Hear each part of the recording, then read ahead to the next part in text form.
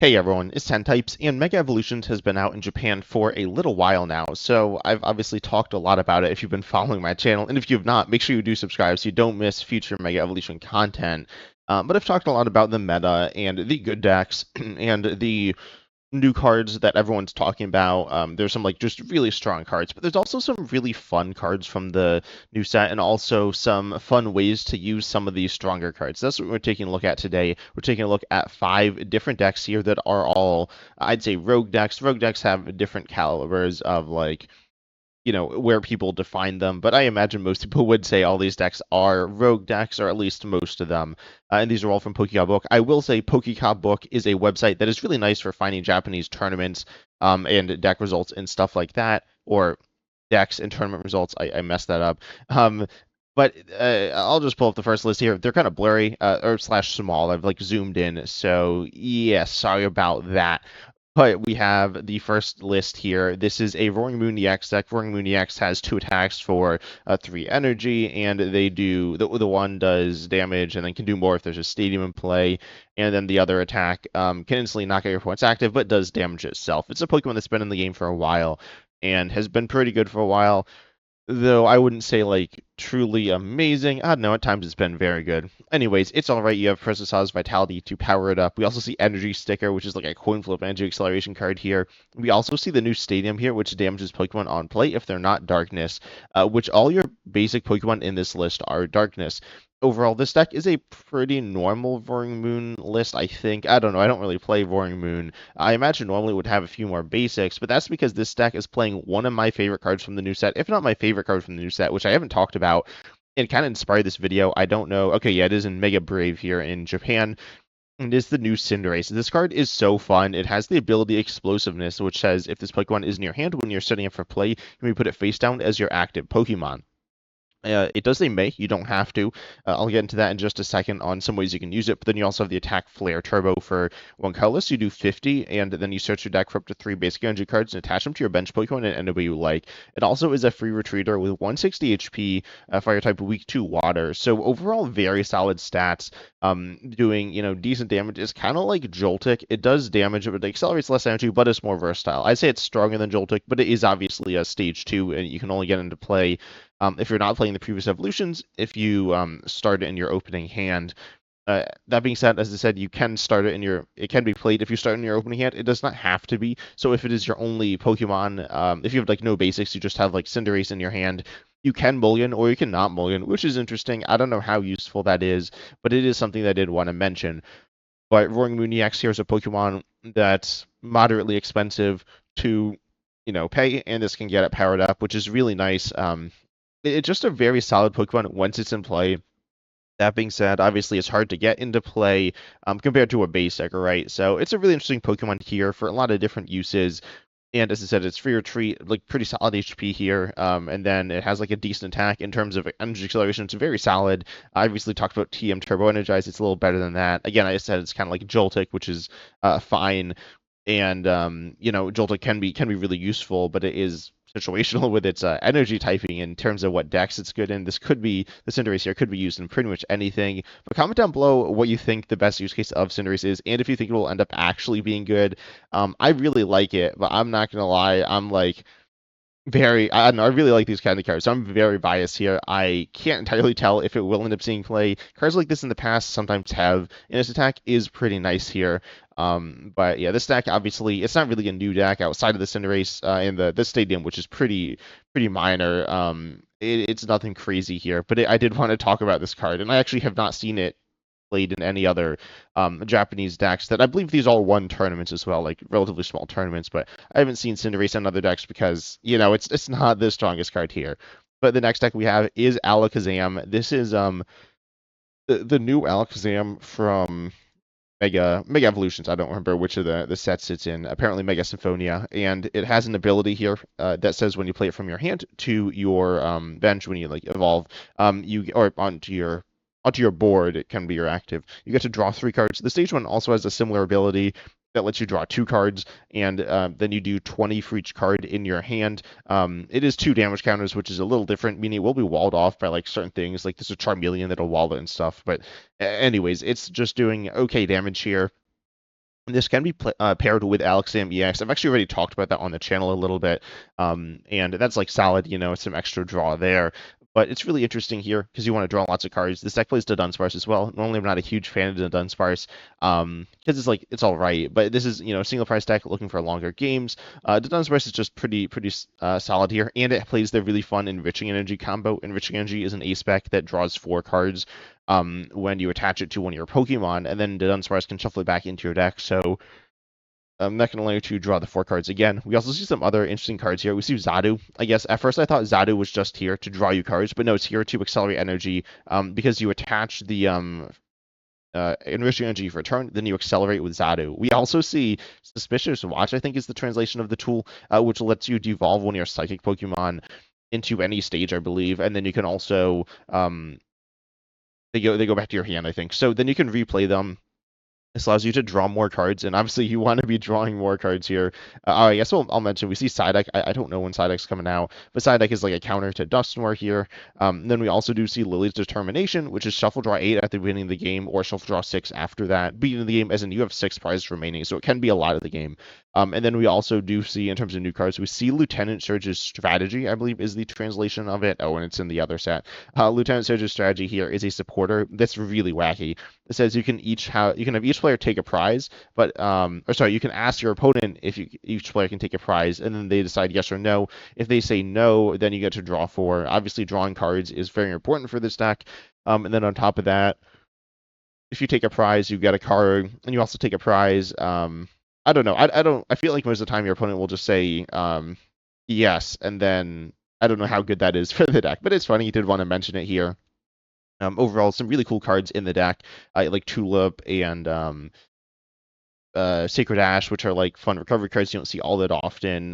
So overall, just a really fun deck. One I probably will try out. I don't know. It definitely doesn't seem great. I'm not gonna lie. It seems kind of bad, but it seems really funny. You get to play all these cards. You can devolve yourself. So I think it's just a really cool concept with a lot of different moving pieces that come together to make something hopefully okay, I guess. Then we have the next deck here. This is a really fun deck. This is Blissey EX toolbox here. Blissey EX, if you don't know, is a 300 HP stage 1 EX. That's a 2-prizer here, so pretty good there.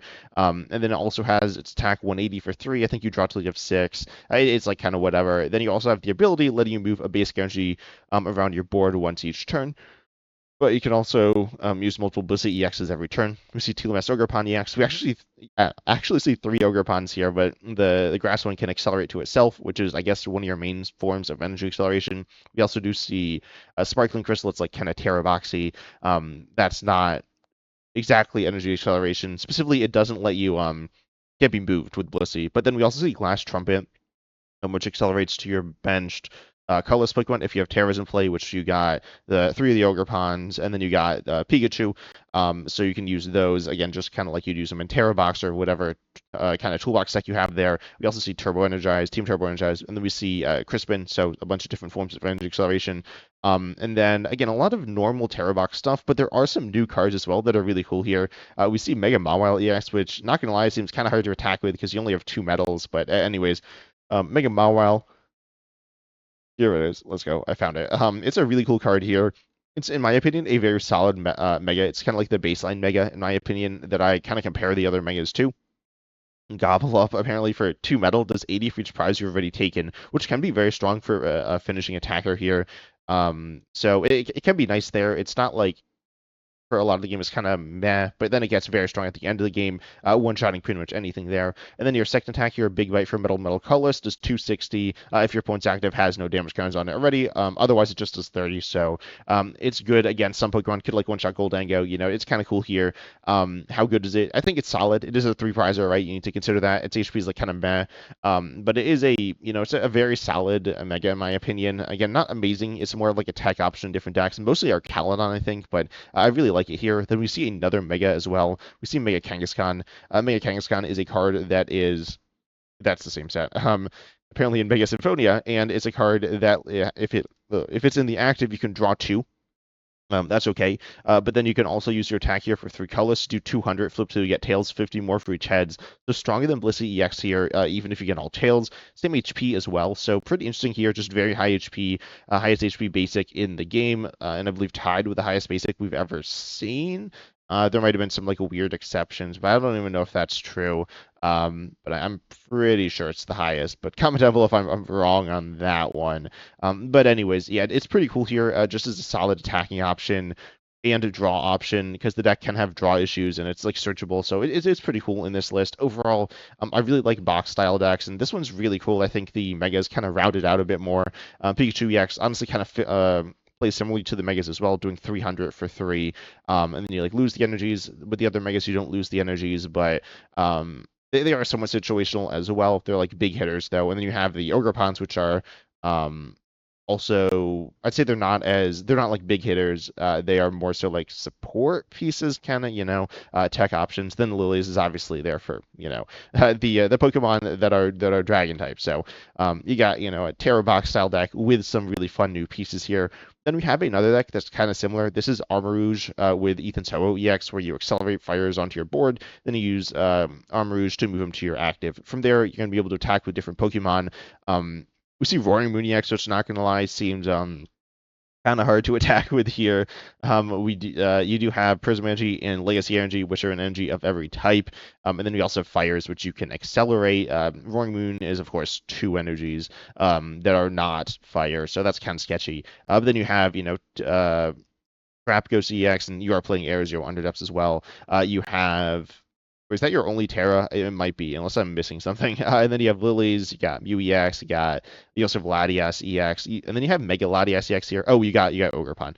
But anyway, so you got Mega Latias here, which has a really interesting attack, 300 for Fire Psychic Colorless.